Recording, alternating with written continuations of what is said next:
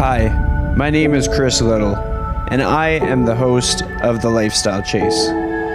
In 2018, I started this show to have meaningful conversations. I've interviewed over 100 different people, both in and out of the fitness industry. This podcast is something I'm incredibly proud of. Welcome to Season 4. Thanks for joining me. All right, so welcome back to the Lifestyle Chase. It's been a long hiatus. I've been busy. I haven't quite had time to keep up with the episodes, but I am pleased and privileged to bring back a guest who has been on the show a few times, Mr. Jason Leenaarts. How are you doing today? I'm great, brother. How are you? Thanks for having me back on. Yeah, well, I mean, like the big focal point for me with these conversations is this podcast is rejuvenating. Like it's something where I always get takeaways from these conversations. I hope that the audience does as well. So today, as I started out my day, like I kind of started out with a training session at 6:30, then 7:30, then setting up a client consultation for later after this episode and doing a bit of remote work. But the thing that was like the focal point for me was our conversation together. Is kind of like looking forward to the sun coming up kind of thing. And so it's just like super cool to get this opportunity to just like stop what we're doing for the day and catch up and fill in the gaps between last time and this time. I have, since your last appearance, I've stopped numbering the episodes because I realized, well, I mean, like it was a lot of episodes. Yeah. And I realized it discourages people from going back because they're like, oh man, that's a small number. That's not valuable to me. And I'm like, what if I don't give them numbers? What if they have to guess like when it was recorded? I can play that game with you. So it's just like it's kind of like when a client asks you how many reps are left. Oh, you've got 2 reps left. Always. That's the golden rule. I actually, admittedly, I explained that to one of my newer clients. I was like, there's like an unspoken rule or joke amidst trainers and coaches internationally that if we aren't counting or if we're not quite sure, it doesn't matter how fatigued you look or anything. There's 2 more reps. Right. We'll maybe 3, but probably 2. We can say it with a straight face. Another trainer will agree with us, even if they were actually counting. It's just one of those things. It's one of the things that brings people together is that 2 more reps rule. But I've kind of brought us up to speed on my day. Let's talk about your day. Like what was the day in the life for you today? We were talking about this just for a moment offline, and I figured I would, hold it for just a second before we hit record. But I am one of those people who, when Sunday is coming to a close, my mind starts to take like a little bit of a detour, and I'm like, all right, I got to start focusing on the next week. I'm one of these folks that doesn't dread Mondays. I look forward to Mondays because I'm like, all right, we're gonna rock and roll. And I think about all the things that I have going on, and it's a damn busy day, and so I look forward to that. I get excited about it, and so I come to the studio. I get here at about 4:50, maybe 4:45 in the morning. This morning, and I see that the door to my office is closed. And what that tells me is that my cleaning crew was here on Sunday. That's typically when they come. And normally is their way of letting me know that they've cleaned the studio is they close the doors to the bathroom and they close the doors to my office. So I'm thinking about all the things I need to do before clients start showing up at like 5:15 in the morning. And I go to, latch my office door and it's locked. And I'm like, I don't have a key for this door. As in, I have never had a key for this door. And I've been in this spot for almost 5 years, but my door never gets locked. So I don't need a key. And then I started thinking about, okay, so let's kind of go through this process in my mind. Do I need to be in my office right now? Like how much of the work that I need to get done can I do just on my phone or connecting to Wi-Fi with my laptop or whatever? And there were a few things that it was like, it would be really nice to get into my office right now, but I couldn't do it. So I just started to try to get as much work as I could done on my phone, just, because I could still access Wi-Fi and all that stuff. And it was it was inconvenient, but it's not the end of the world. There's so many worse things that could happen. However, had to call the locksmith and go, hey, can you come and help a brother out? And it took them longer than they anticipated. We actually, the way my office is set up, I have my office door that leads right in from the studio floor, but then I also have a door that goes back to the parking lot. Well, my master key that gets me into the front can't get me in through the back. So I had no access. And so I finally just said to the locksmith, if you're having trouble getting into my office door, do you want to try the outdoor access and see if you can get in that way? So, you know, a certain kind of person, and I'm actually doing a post about this tomorrow on social media because it just kind of made me laugh. Um, a certain kind of person would look at that and go, my entire day is ruined because things are not just so. And not that I don't kind of fall into those traps from time to time, because I'm very much a, creature of habit, and I like things to be just so. And when they're not, it's like, damn. But this was one of those mornings that it was just like, just take a breath. It's not a big deal. You can still get the majority of what you need to done. And, once I was able to like get back in, it was like I had a few things to take care of that took me probably 15 minutes from the comfort of my office chair. And we're just full steam ahead. So yeah, that's a weird Monday for me. Normally it's like, no, it's just everything's good. But today everything was just a little bit weird. So that's how my day started. Well, I think stories like that are incredibly important and relatable for a lot of people that work with us as clients. And the key example that stands out to me is, in a lot of cases, I've worked with people who are struggling because they feel like they missed out on something and the whole day is a wash. But the truth is that they can basically I often use the term like transpose as like taking the example from their lifestyle and transposing it to their fitness or nutrition arena. And they can do the exact same thing that they would do in an area that they have the highest competence. Like a lot of times, people that are having a hard time with their nutrition are completely doing a really good job with their business. Right. Like maybe they own like a hair salon, or maybe they own like a restaurant or something, and year over year they're able to increase their profits, and so they have systems in place and ways that they bounce back and things that they do to kind of restructure their focus or see the wins or see how they have to improve quarter over quarter. And it's just in enlightening them on that skill set that they have, and then showing them how to use that within their nutrition can be a game changer, because then they can start to realize, well, they have like resiliency and they have a way that they reframe situations. And then all of a sudden, if they missed their workout or something, they can look at their step count. And if they missed their protein, they can look at their calories and be able to see what they did well and then build on that for the next day. So I'm hoping that people are able to kind of see the opportunity as a coach and just the relatability as a client within that. Absolutely. And it's, I mean, I love doing stuff like that. In fact, I think I probably take a lot of liberties with my blog just to kind of talk about some of those similarities. And of course, as coaches, especially when we're coaching things like nutrition, it's really easy to make these pretty fascinating parallels between money and nutrition from a host of different perspectives.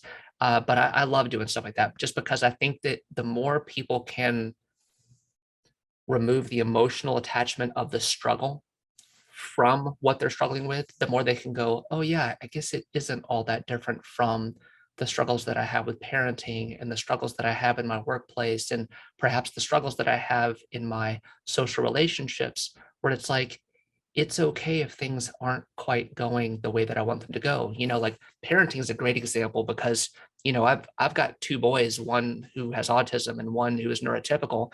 And I don't know what it means to be a perfect parent. Like, absolutely not. And it doesn't mean that, like, if I feel like I had a bad day as a parent, that I trade my child in and get one who works better for me. You know what I mean? Like, it's not the way it works. It's no, you keep trying and you keep accepting the fact that some days you're going to nail it. And I feel like, good job, dad.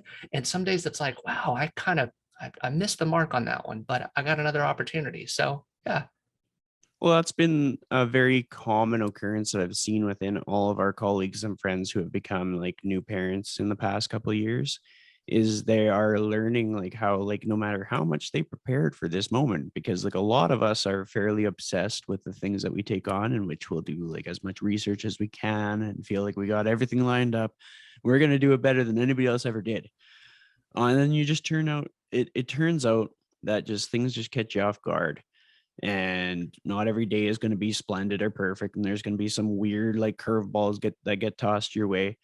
And any of the knowledge that I have on this is just simply due to the volume of conversations that I've had around the topic.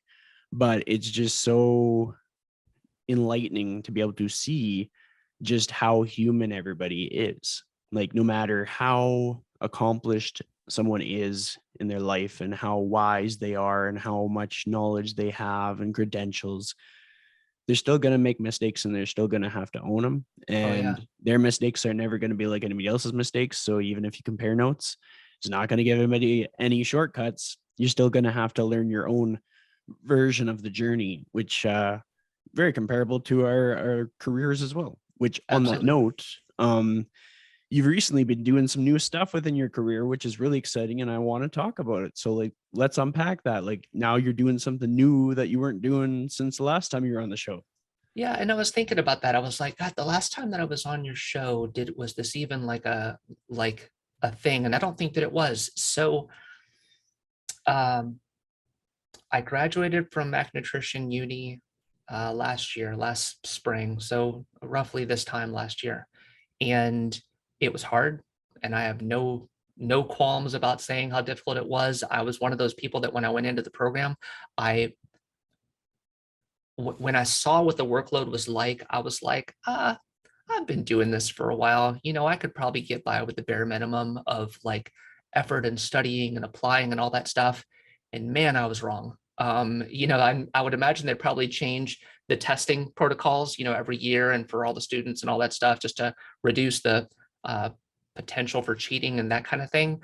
But that test whipped my ass, and I have like zero hesitation about saying it.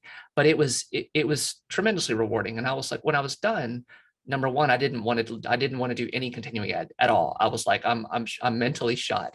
And number two, I didn't really know what else was going to come from it.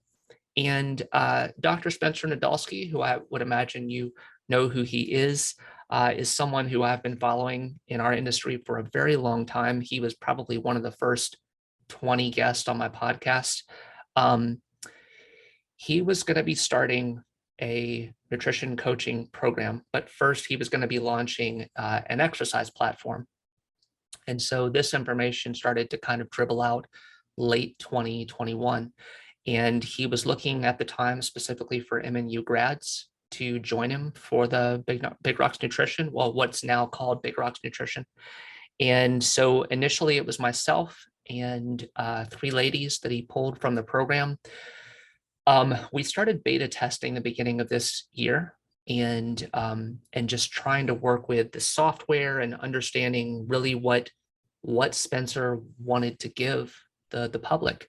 And so it sort of worked as a branch of LiftRx, which was his exercise platform. And he's been doing some soft launches along the way. And so there are now a couple more coaches that have been added to the program.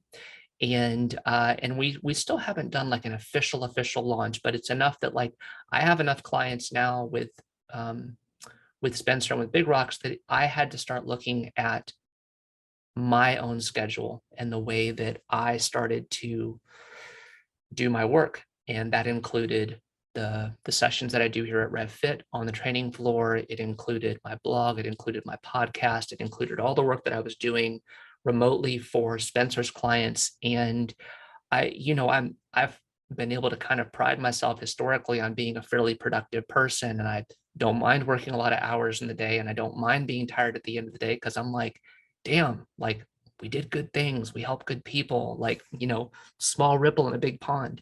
And and then I kind of got to the point where it was like, okay, I just can't do it all. And if I want to do it all, something is going to suffer. And I wasn't going to sit around to watch what was going to suffer. So the thing that I cut was the podcast. And that's a fairly recent um, decision. So the work with Spencer and Big Rocks has been awesome. It's been awesome. He is a wonderful person to work with and for. The coaches that I get to work with are all just, they're great. Like, I think that he just, so far, he's done a tremendous job just kind of keeping everything just flowing, and realizing that they're like any new venture, there's going to be things that don't run as smoothly as you want them to. And it's just trying to streamline those processes so that the people that come into the program get the best treatment that we can give them. And so it's been awesome, like, to be able to go from the work that I do face to face with RevFit with just a handful of online clients, to having many more online clients through Big Rocks it's been awesome. But like anything, it takes time. So yeah. Well, I mean, absolutely. And the cool thing from my vantage point is I've actually been able to see Martin McDonald and Spencer Nadolsky present in person back in Yeah. 2018. They came to Edmonton, Yeah. and that was basically right at the moment when I started as a self-employed trainer. They were actually hosted at a conference that was hosted by the gym that closed, and they closed, and then they hosted the conference, and then that was it. Then I was on my own. But nonetheless, it was just to be able to see firsthand how they think and how they act and how they operate, and to know that you've been around some pretty big brains, and you've gotten to bring your talents to something like that, because as a fellow podcast host, you have this ability to connect, that is like, the way that podcast hosts connect with people is different than your average person, because of the volume of different conversations that we've had and the practice that we've had in listening. Because if we're not able to listen to the right things, then we're not able to keep something going for long enough. Like, we Right. can't keep a conversation going.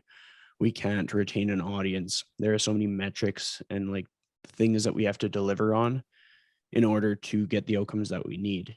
And then speaking to the challenges of that certification, I know quite a few people who have taken it, and nobody has had an easy time. It's like Yeah. nearly broken many people. It's a very humbling undertaking, and because of that, it's almost like scared me out of even approaching it. Not that I can't take on a challenge. I'm just like, cool. I have to be in a much different space in my life to take Yeah. on a challenge like that. Yeah. You And almost have to reserve more bandwidth for it.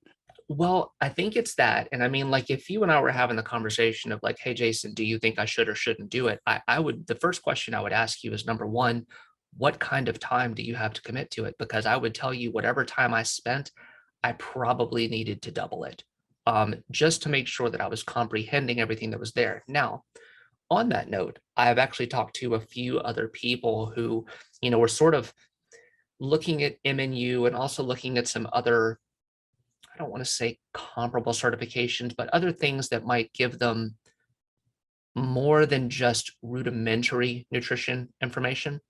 Like, well, and I'm not sure who else is going to tune into this, but I guess I'll just say it like this. For the general population that's tuning into this, when you get a personal training certification, there is information about nutrition, but it's pretty nuts and bolts. And then you have a lot of options if you want to take that nutrition certification or nutrition information further, and you can run that chain pretty far up. This is shy of getting, say, a degree in dietetics, which not everybody wants to do. But there are actually some people that I've said specifically based on their clientele and what they want to work with their clientele on. I'm like, I don't think that you need to do MNU, because number one, at least based on the curriculum, the way that I've seen it, they're not even going to give you XYZ things that you're looking for. So you might want to go this direction instead. And perhaps that's more cost effective. Perhaps it's less labor intensive. Perhaps it's not quite as stressful, whatever. MNU was something to me that I knew it was going to be a challenge. And I also knew that I wanted the challenge. And I felt like when and if I took it, I was going to come out of it a better practitioner. And I absolutely agree that I fulfilled all of those things. I just had no idea that it would lead to Spencer's door, because, at that point in time, I had no idea what he was going to be doing with, those kind of program options. But yeah, it's been cool. So, and roughly what, 6 months in. So that's pretty cool. So Well, I mean, there's a lot of takeaways from that. First of all, how much time can pass and how fast time passes. yeah, I know for myself, like the last 6 months quite literally have flown by. I've been doing a lot of reflecting with just like people in my life who have grown up fast, like my nieces. They're just like getting old real quick, and it has opened my eyes to the fact that 10 years passes fast. The cool side of this whole equation is the compound effect of what if we start something today and what could it be 10 years from now? right, And being able to be in this space where we every little interaction that we have and every little skill in our toolkit that we have can impact a person a little bit today, but maybe in amazing ways 10 years from now. And maybe they in turn inspire other people in their lives. Something that I got the chance to experience just yesterday was for day two of Dr. Pat Davidson's presentation. He actually had a very passionate speech about fitness in society. And to kind of give like the shortened version, it was basically like talking about the tough takeaways of the past couple of years, no matter what perspective a person has on it, and just how there has never been a more urgent time for wellness as a whole, whether it be nutrition or fitness, more of one, more of the other, or a combination of the two, because of how much has dramatically changed in 2 years that would normally take place over the course of like 5 years or 10 years, because it was so concentrated in a way that it's never been before. So whether that be the isolation, whether that be the stress, whether that be the health complications, whether that be just access to resources, like right, some people just couldn't access the gym that they were used to accessing, or some people took a pay cut and so they had to move to a different house. Maybe they don't take the stairs anymore. So many different things.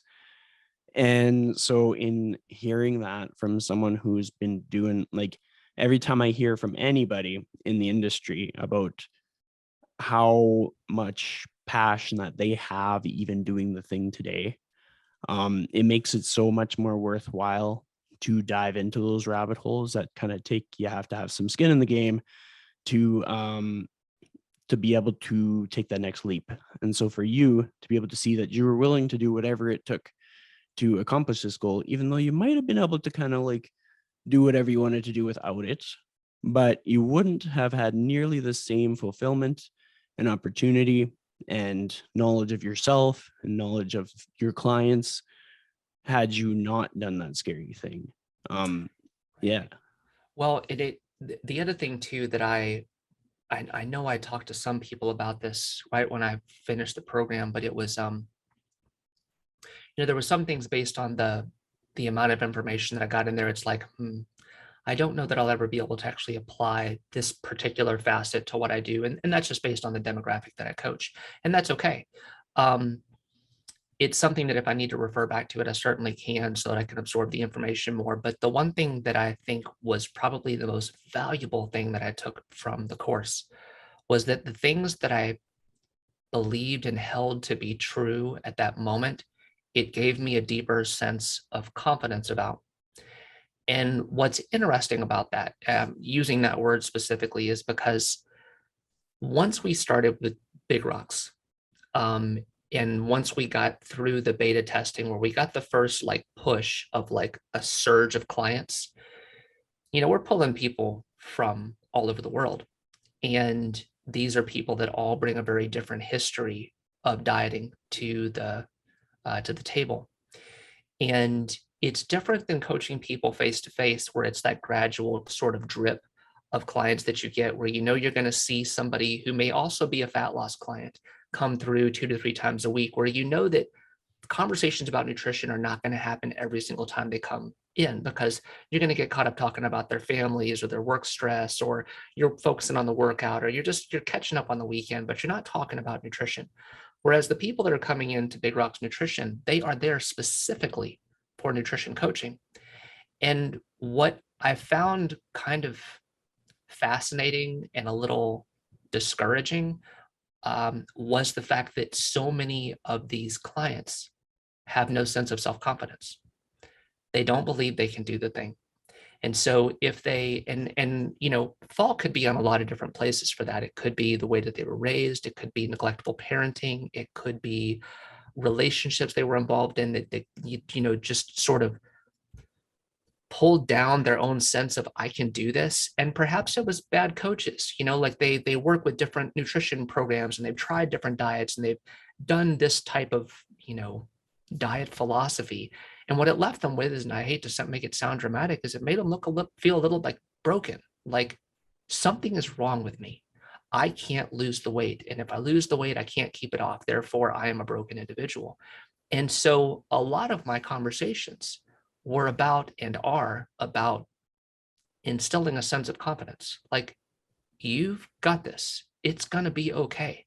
And so that part, and especially again, because it was almost like a trial by fire. Like once you got that burst of clients, and this was something that I think across all of our coaches on staff, we all kind of agreed with this, because it's like you're learning the software, you've got the new clients, like boom, boom, boom, boom, boom, boom, boom, boom, boom. And so it's just a lot. And then to see these patterns where you're like, I mean, Chris, this as a coach, confidence will make or break you as a business owner, as a person who in a relationship, as a parent, it doesn't matter. Confidence affects everything. And so to be able to repeatedly have that conversation with people was very eye-opening. So I think that confidence is one of these things that I think when you get it, you have to remember that you have the tools to succeed at all times. There's very few people that I know that don't have what they need to succeed. They just need to be reminded they can succeed, and that failure isn't exactly a thing. You know what I mean? Like, I think I can be crude on this podcast. You can fuck it up. Like, you are allowed to fuck it up. And you'll learn a lot from that. But you got to pay attention. And so what M&U taught me as a nutrition coach was it gave me a greater sense of confidence, while also saying there's still so much more that I have to learn. And as I'm starting to apply that to Big Rock's clients, is trying to reinstill, I want you to have the same sense of confidence that I do, that you can do it, but you're going to make mistakes, and these things can live in harmony. I'm so glad that you brought up confidence within this conversation, because it's been something that I've found to be very prominent in multiple arenas. First one being just like, I completely agree. A lot of people who are struggling in any entity that we help with, whether that be fitness, whether that be nutrition, and regardless of whether it was because of another professional's impact on them, or whether it was just like the human experience that we are all having now on this earth that is widely influenced by social media. Like, confidence is such a huge catalyst.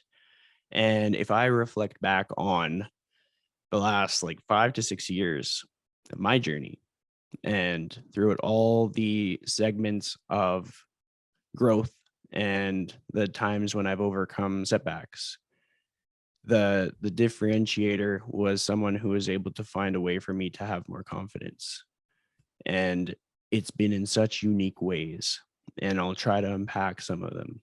The first instance being like my entry into the fitness industry was taking spin classes. Essentially, I got the news from my past girlfriend that she didn't think the relationship was going to work out, and I just wanted to show that I had the initiative to kind of work on myself.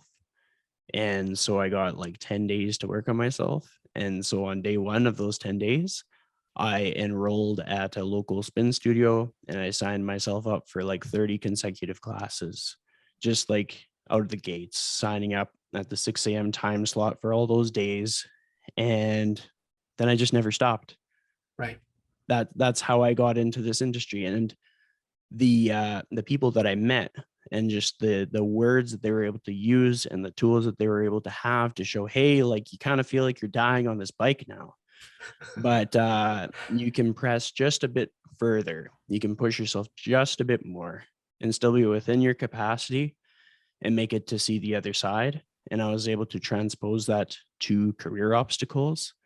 And then that layered on towards me seeing that, well, if I don't feel a purpose in my former job, I can just push a little bit in a different direction and make it work. And I was able to utilize that as well in like, I've talked to a lot of new trainers recently, and they get very discouraged because the first place that they go to doesn't hire them, or Right. because they have like a setback or something. And so quite often I'm like, hey, want me to list off all the businesses in this city that didn't hire me, that didn't answer my email, all these other things?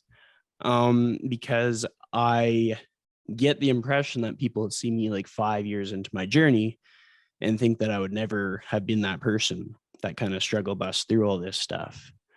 But what has helped in those moments is by showing a desire and effort to have that change, and just kind of showing up with my end of the bargain. And then that in turn kind of creates this magnet for people who help.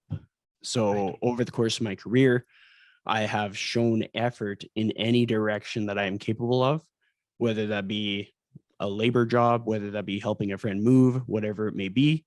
And then they have seen that I am willing to put in effort. And so then they just need to give me direction.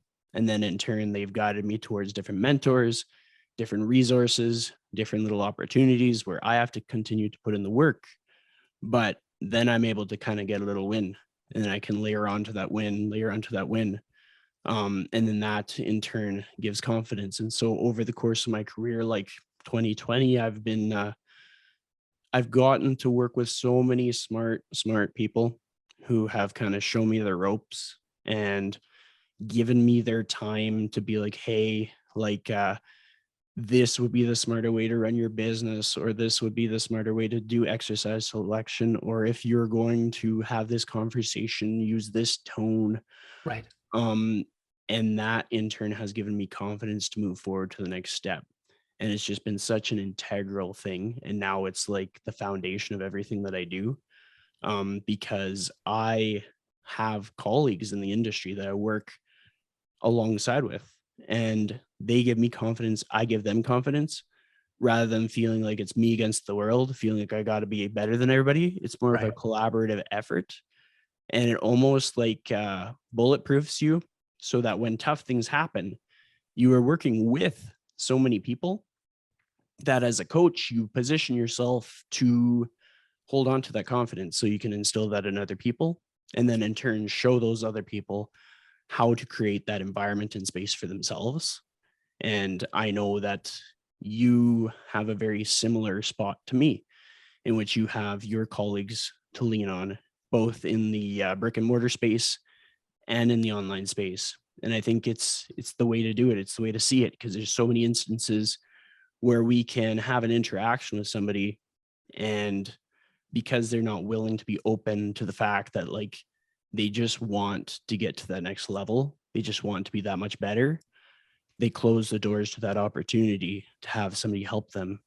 So it's great to see that you are able to not only provide that environment for these coaches in your facility, but to also benefit from that environment in the online space. And then in turn, bring that over to your coaches in the brick and mortar, and vice versa. Like new coaches, I was in my conversation with he's just working on getting his certification. I was talking to him yesterday, and I was saying that like in your journey to become a coach, there are so many things that you would think would go one way and they'll go another way.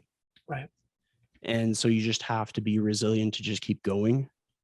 And I also said that, with that said, you being the new person, the veterans in the industry have something to learn from you, whether they like it or not, whether they're open to it or not, because each person that comes into the space has unique life experiences has a unique body in which they're going to cue and exercise different, whether we like it or not, because they had a different experience. They have a different muscle sensation.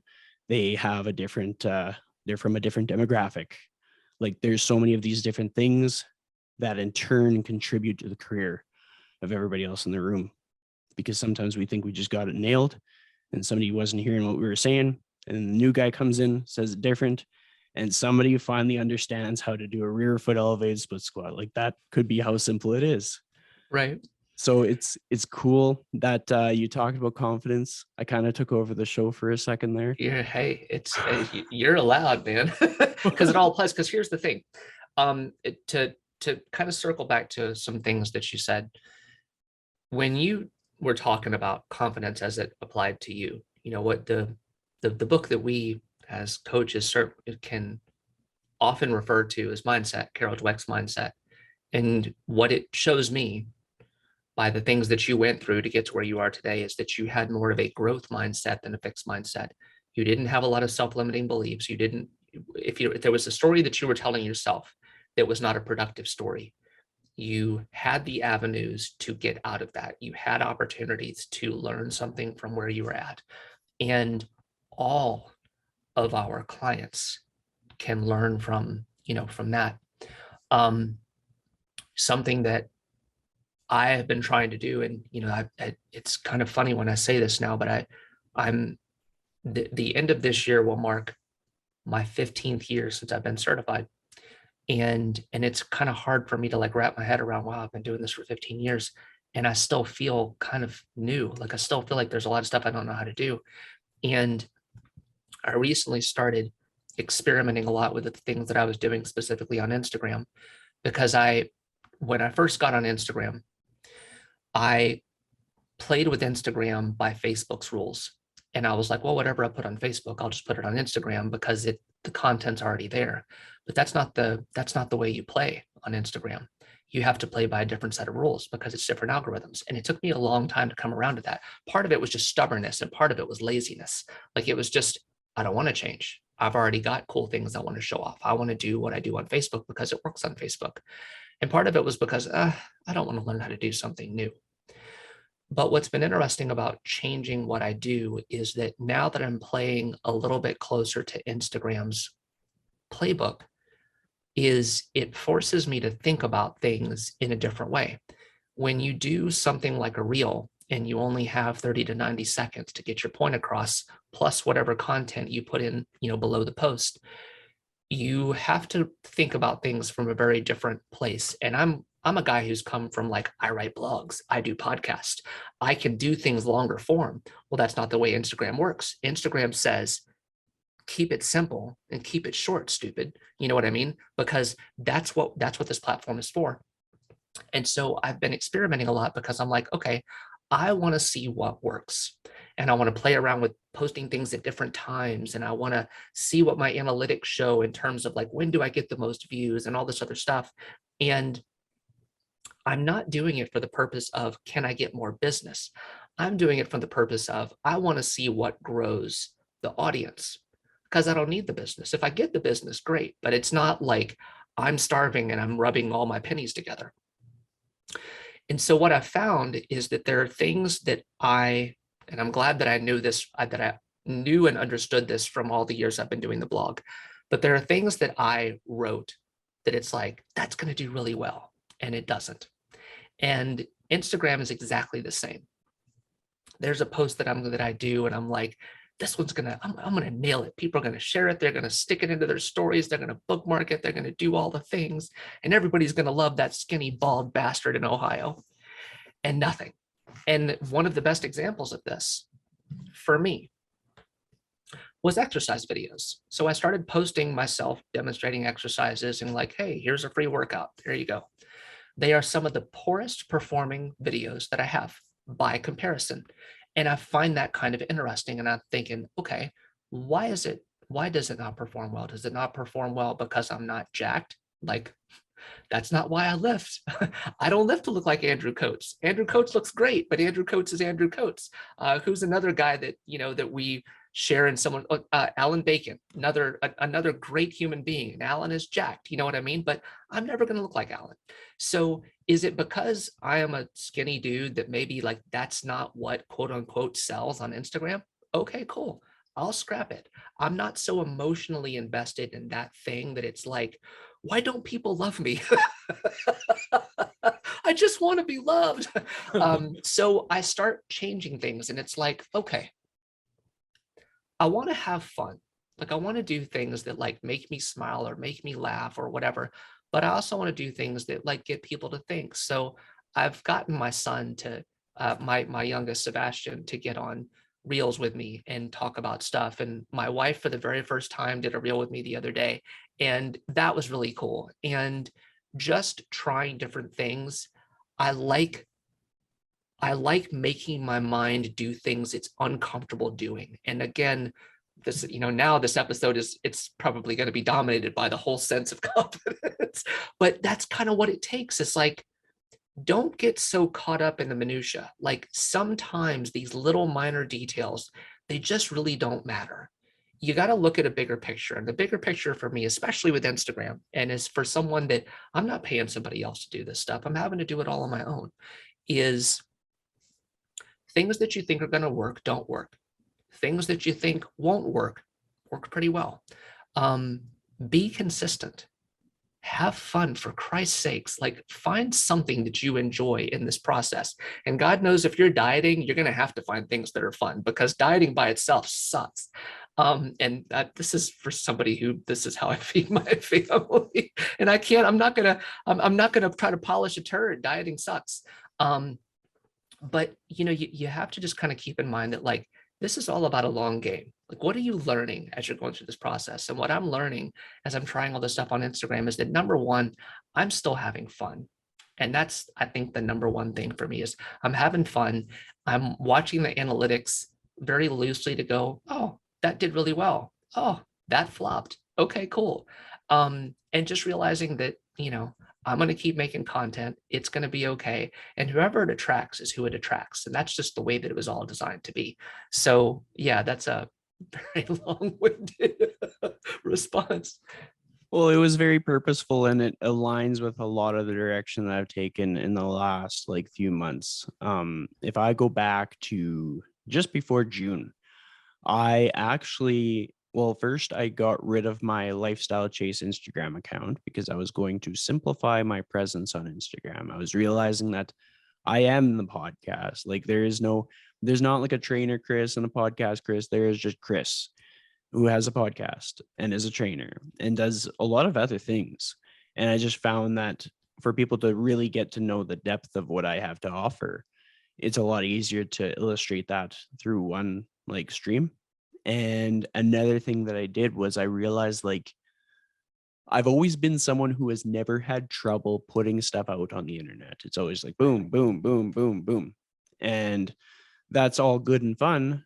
But if it's not getting me into like the big picture direction that I want to go, then is it wasted effort? Like, is it purposeful? Because there's a lot of ways I can deconstruct my thoughts, whether that be through a journal, whether that be through connecting on a podcast. And there, I almost have more competency in connecting with people one-on-one in a way such as this, rather than writing it out on a long, heartfelt post. I can just speak to it with the tone in my voice and with the emotion and with everything that people can actually understand where I'm coming from, and they get the context and they get the minutia and they don't misunderstand it because it's like clear and plain as day. Right. And so what I ended up doing is leading up to June, I actually got rid of like 2,500 posts on my Instagram. I backed them all up. They're all on my external hard drive. Same with the Lifestyle Chase. But it was such a cool moment because a lot of what I have done over the years was documented on my Instagram. I didn't use Instagram until I started going to those spin classes. And the start of Instagram for me was instilling confidence in myself. And then I used it to remind myself that I could do this. I could make this career work. And I used it to connect with people that have helped me out through different job opportunities, and I used it to fill classes for spin classes, and I used it to get some of my first clients. And all of that, a person could have gone back through the time capsule and seen that whole journey. And what I was realizing is that I've grown so much as a person over 5 years, 6 years even, that I'm not that same person that I was before. And so if people go back and they see that version, they're missing out on all that I have to offer today. And so I thought, okay, I'll clean the slate. You are now meeting the new reinvented version of me. And when it comes to content creation, like I am someone who on any given day, because of the other contracting work that I do, I create like 50 pieces of content a day. Sure. Through all kinds of different avenues. And whether that be in podcast form, video form, Canva post form. So I'm able to kind of disseminate like what speaks to me when I'm trying to use my voice, and just what speaks to another brand.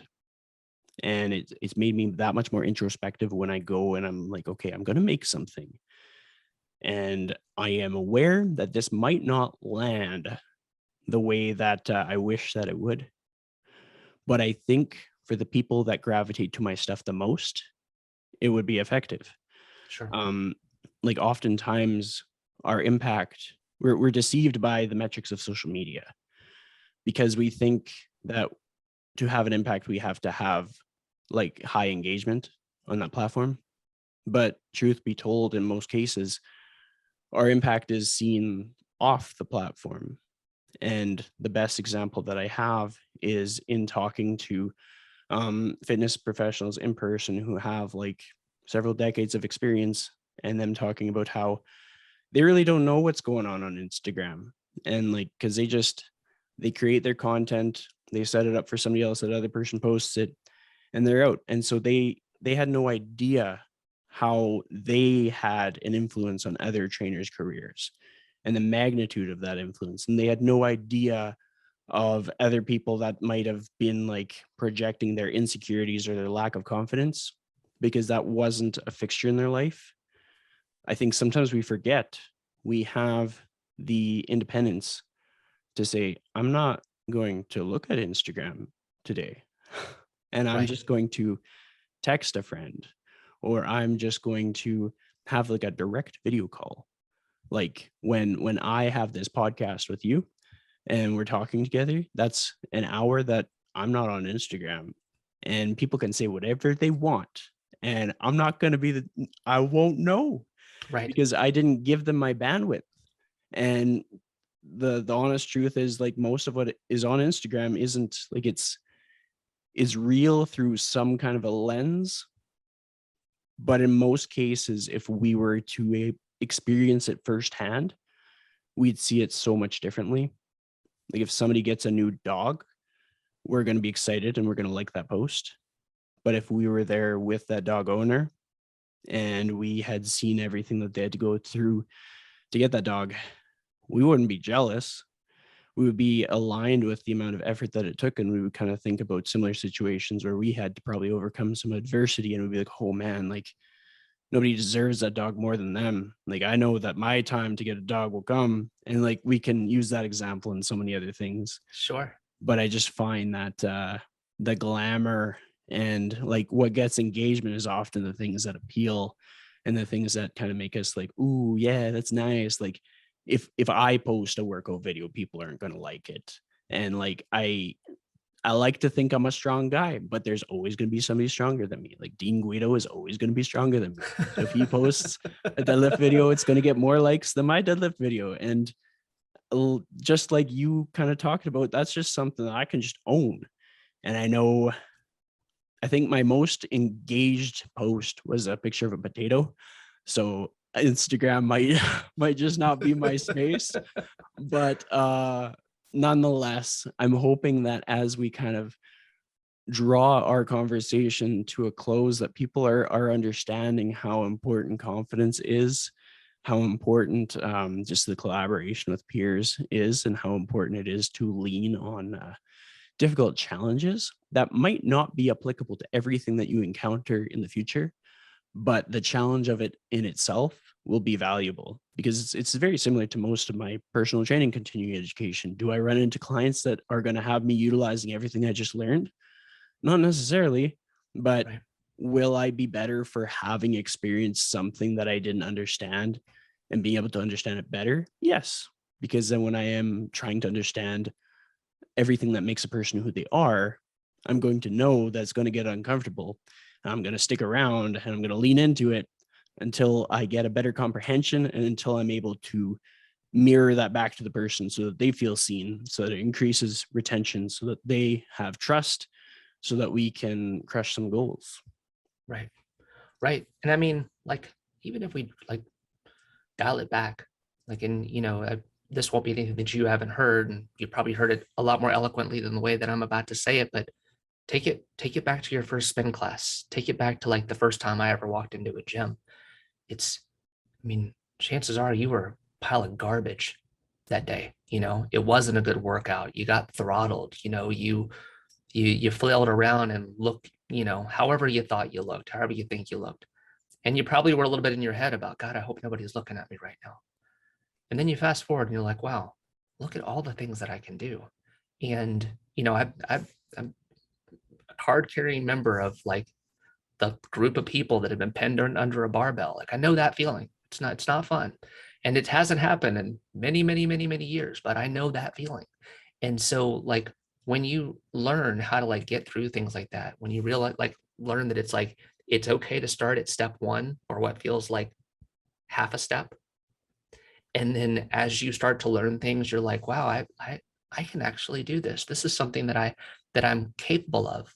And then when you stretch it out, kind of coming back to the way the conversation started, you get to a point where you have enough confidence and enough ability, and you've accomplished enough things that it's like, okay, now I need to kind of pull things back a little bit, because where my confidence has put me is it's given me a lot of opportunities, and I just can't take all the opportunities on. And so the thought as I was thinking about it as you were wrapping up was, I I would like to think, and maybe I could speak for both of us, that it's a very humble confidence. Like, I know I can do it, but I also know that I'm capable of other things, and that it's okay to still like screw things up. It's okay to still like be in this ever evolving place of, I still need to learn, and there's still things I want to try. And that's exciting. Like, I like that feeling, because it means that like I'm not ever going to be bored, you know? So yeah, I mean, it just, I, this stuff, like this conversation just makes me feel good to talk about it. And especially knowing that like we can just sort of like leave this conversation out in the world and go, like, wherever you are, we know what that's like. We know. We've been there. And here I am, I'm, closer to 50 than I am 40. And it's like, but I'm still learning and I'm still having a good damn time. So that's a good thing. I mean, that is a huge differentiating factor for anybody that wants to progress and grow and learn and have opportunity. It's being in that mindset that there's still more to go. We haven't peaked. And Right. bringing up the presentation by Pat again, he also had a very passionate talk about how he wasn't done getting stronger. He wasn't done getting smarter. He's literally leading a 2-day presentation, 16 hours of material that he has memorized.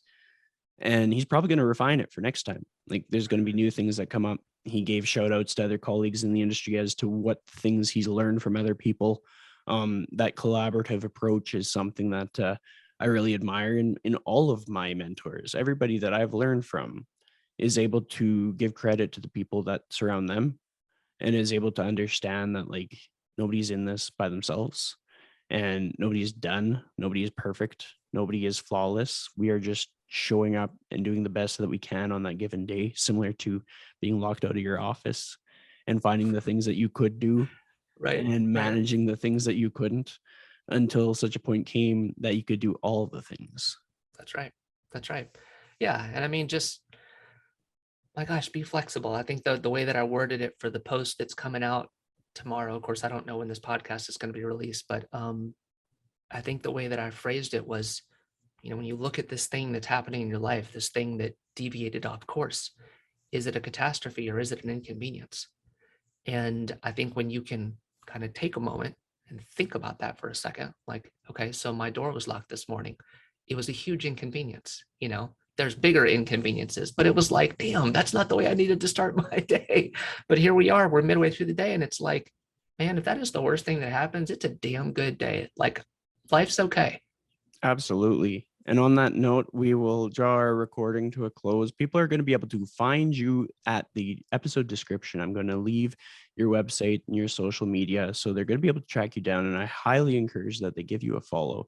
Are there any parting words that you like to share with the audience before we end things off? Parting words. I don't know that I could say anything better than the way that we've said it. I would just say that if you're kind of putting a bow on the conversation about confidence, it like a lot of things, it ebbs and flows. And if you're struggling with it, find people that help lift you up, because that is paramount to your success. And I've been fortunate that people that join into Spencer's Big Rocks program, that I've been able to work with them and help them with that. And sometimes confidence is more important than the conversation about calories, because when they bow out of the program, which eventually they may have to do, they're still going to have confidence about the process. And so it's like a lot of, I think, responsible coaches say, if I've done my job, I've given you the tools that you need to succeed. And if I've really done my job, I've provided an environment that makes you not want to leave. So it's, yeah, it's just, if you don't have confidence, find someone who helps you renew that sense of it. And if you do have confidence, ride that wave, baby, because it'll make or break you. Absolutely. So thanks so much for coming back on the show today, Jason. Thank you for having me.